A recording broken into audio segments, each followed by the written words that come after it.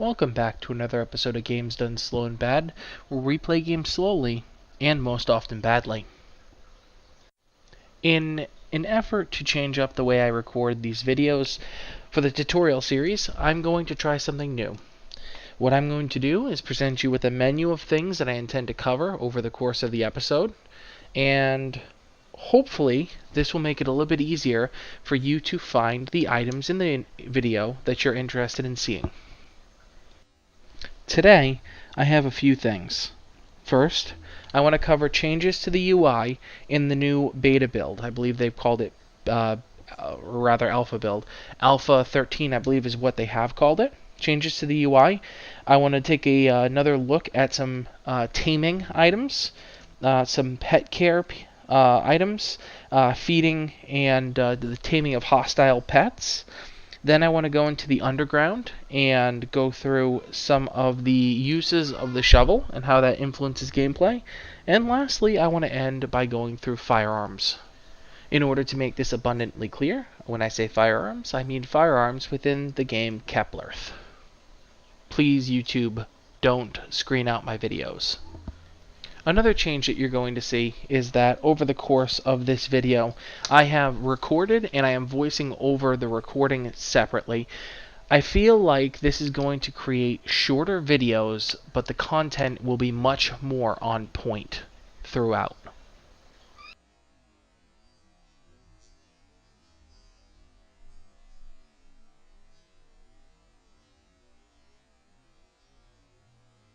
So the first item that we're going to cover in this video is going to be changes to the user interface. Now, I caveat this by saying I don't much care for these changes, but I can see why a beginning player would actually find these pretty helpful. As we're logged into the game for the first time, we see that it now gives us information over in the corner here regarding things that are happening. As we've already played, it's skipping right to the message about found a staircase that leads to the underground. As we continue on, additional messages will spawn. These are more bent towards the original tutorial player. So there's a note on a table, we should check it out.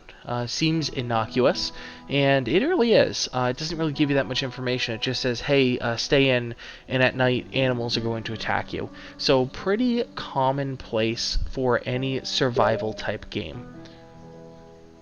Now, it then says, hey, what about these walls that are down? Now, we patched those early on because obviously you'd like walls. But you can understand how a new player might not realize that they need walls right away if they've never played a survival game. So if we knock down the walls and we get some stone, it says, hey, maybe we can use stone to build walls.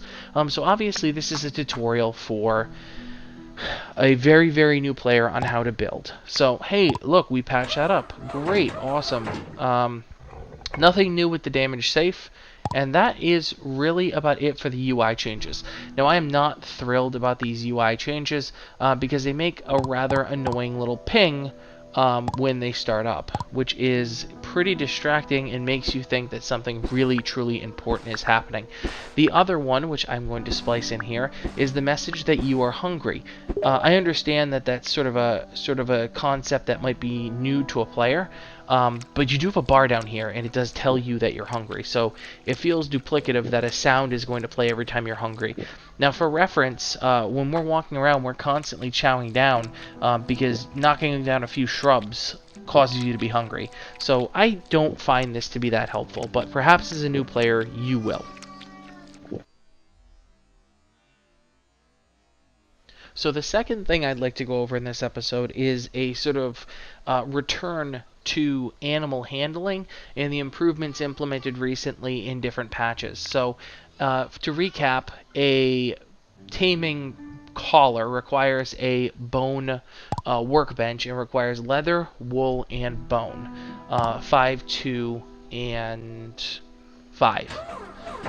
So with this in mind, this isn't an intro to the game piece because getting that bone bench can be quite difficult, as you saw in the last episode, requiring you to go to the center of a goblin village and likely just knocking it out and running away. So with this in mind, I have Skippy, my trusty war goat, but it's definitely something that you're not going to be able to do right away. Now, with this in mind, there's another thing that I would like to cover within this episode.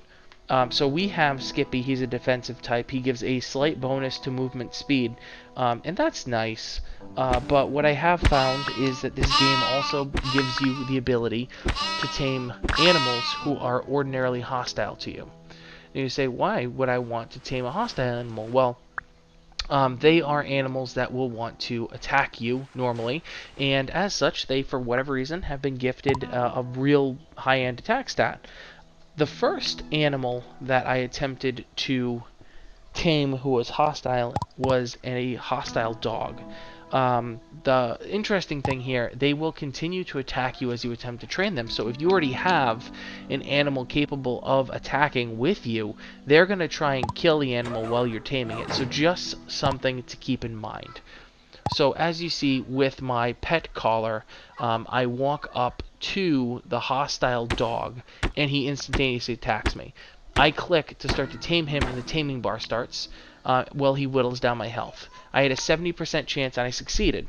It didn't let me name him, I don't know why, but he has a 10 attack, a 5 defense, mediocre speed, but he has the ability to protect me. Which is really nice. So he's a mount as well as a combat guy, and all we need to do is consider feeding him. Feeding him not a big deal. He will accept the foods that we fed other animals, grass and berries. So he is good, but there is another hostile animal that I wanted to try over the course of this episode. So after putting both the goat and the zombie dog, who I tried to name Zombone, but unfortunately did not work.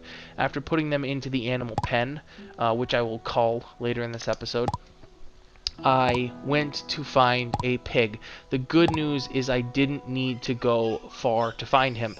He was right outside. So after finding the pig, I walked outside and again was greeted with a variable % chance. I don't know if this goes up or down based on any debuffs that you might have had.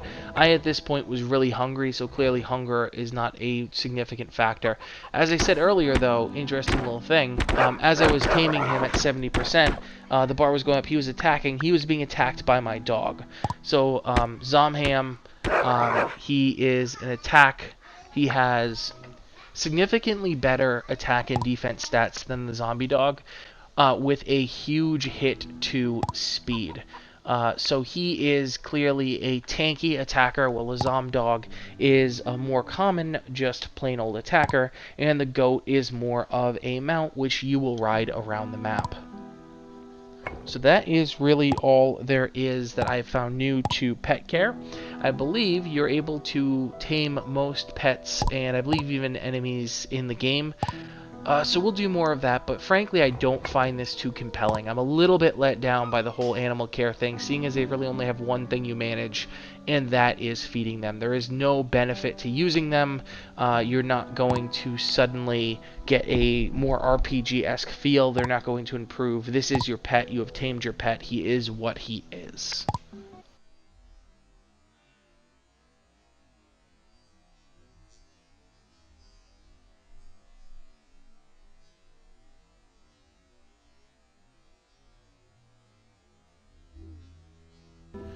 So this next part is about the Underground and the shovel, and an immense misunderstanding that I had surrounding the Underground. I was exploring the Underground and delving way deep into the Underground in an attempt to find a route down to the next level. As it turns out, that's what the shovel does. Saw that in a comment from a previous video and had to jump on that. So I crafted a shovel using some iron and some wood. I don't know if that makes any difference in terms of being able to go down. I did not see a cap on, being able to go deeper, and I proceeded to dig deep into the mine. Now, it also removes floor, which is interesting, but not something that I tremendously cared about. So, one thing that I found that was a little bit broken, or feels kind of broken about this, is I can go down in near infinite amount of levels. So I have to imagine that there's a difficulty increase on each level. And I'm just able to continue to go down and down and further and further and further. And assuming that I don't instantly fall into a mob of enemies, this doesn't feel like it makes a whole lot of sense. You know, I'll take it, seeing it's in alpha. Hopefully the devs patch this up and make this a little bit more compelling. Now, when I did get down to a lower level, something interesting happened. It happened around level 10. When I got to level 10, I started to find resources in significantly better quantities. I was able to find some silver, I was able to find some sulfur, which when I was actually playing, I thought maybe it was gold, but turns out sulfur. And sulfur is an important ingredient in this game to unlock the ability to craft firearms. And firearms are something that I've wanted to do for a while. So I went and I gathered as much as I could in the dark. This isn't super compelling viewing, simply because it is real dark, real dark. So yeah. Now with sulfur in hand, I was able to consider doing firearms, which we're going to cover in the next part of this video. Now, along the lines of me talking about this being broken, as you can see in this clip, there are enemies who spawned. And I said, gee, wouldn't it be interesting to try and take down those enemies and see how that actually is? And I guess this is what the devs considered sort of balance on this. I knocked down the wall to the enemies, and I got completely spanked. Much quicker pace than any of the goblin camps on the overworld, even when facing significantly larger sort of boss enemies. So I used up a bunch of spike balls and just barely made it out of there back to the surface with 40% health. So before you go into the underground, keep that in mind. This is, you know, not for amateurs. Definitely have a full set of good armor before you head down.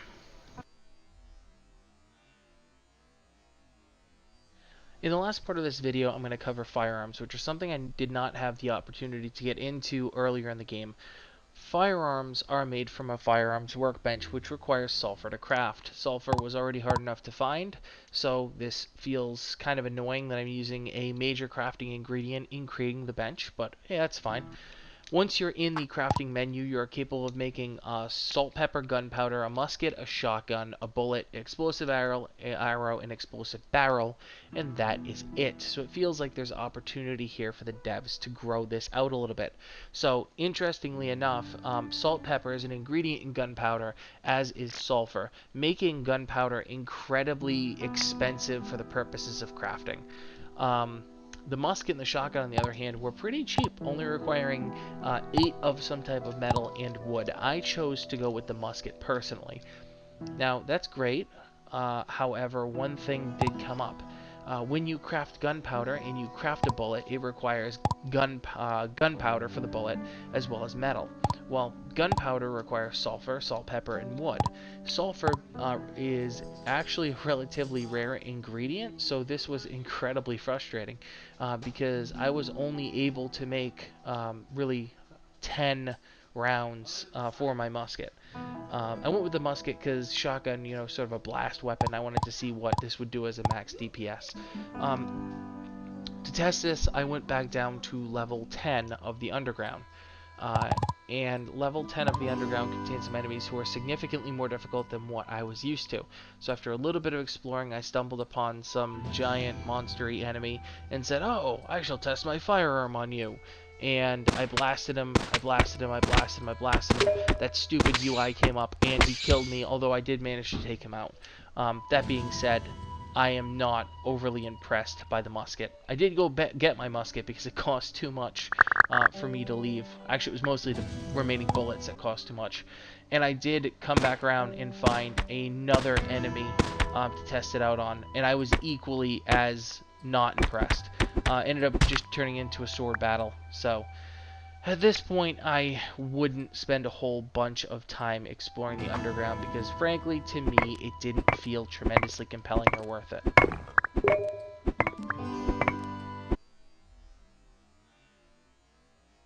So here we are. We are a few episodes into Keplerth, and I think it's time to give a early access review of how I feel like this game is progressing. we're in Alpha 13B, so I mean, really, that's release 3, and they've produced a roadmap. So let's look at the roadmap. They say that the friendly NPCs in their villages are included. I would say that the fact that the NPCs do almost nothing is not super impressive. Trading with NPCs included, but still improving. I would again say I'm not tremendously impressed. Pets and mounts. I'm actually okay with this. I just wish there was a level up type system. Leather items, that's sort of a given. Improving the insector and goblin things and creatures, bosses, etc. Yeah, I'm not too unhappy with that. An in-game tutorial / guidance. This is awful. This is not great. I don't like the new UI. The beeping is annoying. Telling me I'm hungry is annoying. Just please stop. Pet and animal interaction, storage, shearing the goats, so making pack animals. That would be a nice improvement. Mecho technology, so some of the machine enemies, they're working on that. Maybe that'll help. Key bindings, again, great. Language mods, great, because I think that's important to any game, but not important to me. Trap items, again, what am I going to do? Put a stonefall trap down and let that be that. An event system, a weather system, not implemented at all yet. Maybe with the event system that will make it a little bit more compelling. Interactions with NPCs, definitely needed. NPC quest and recruited, yep, definitely needed. Achievement system, again, not floating my boat. And Steam Workshop mods, looking forward to that because in other games, that has been a bigger part of the game than the actual game itself. When I say that, I'm thinking about games like RimWorld. So what grade would I give Keplerth, and would I recommend buying it today? Well, as for a grade, I'm going to give it a solid C+. It doesn't have the depth that I was hoping would develop when they talked about some of these things in the roadmap, but at the same time, the expense related to it is insignificant. The game, when not on sale, costs $13. During the Steam summer sale, it only costs $9.74. So I can say that there's bones here to build on, but let's see if they actually do anything with it, or if this becomes a reclamation project that has to be addressed through mods. If they consider some of these things done, I would say that they are selling their game short because it has the potential to be so much more than it is right now, and I hope they continue on with it, and I hope that the group of people playing this game continues to develop and more people are interested in it so that more mods will eventually come out by users to improve the game experience. I just want to thank everyone for watching. This series of tutorials for Keplerth has hands down been the most successful set of videos on my channel, and I'm glad that you're interested, and I'm glad that you find it helpful as people continue to look back. As things change, I will continue to put these videos out when I find that they're adding something compelling and interesting and worthwhile looking at. But I want to thank everyone for watching, as always, and hopefully you'll check out my other videos. Drop a like, drop a comment, drop a sub, and yeah, as always, thank you, and have a good night.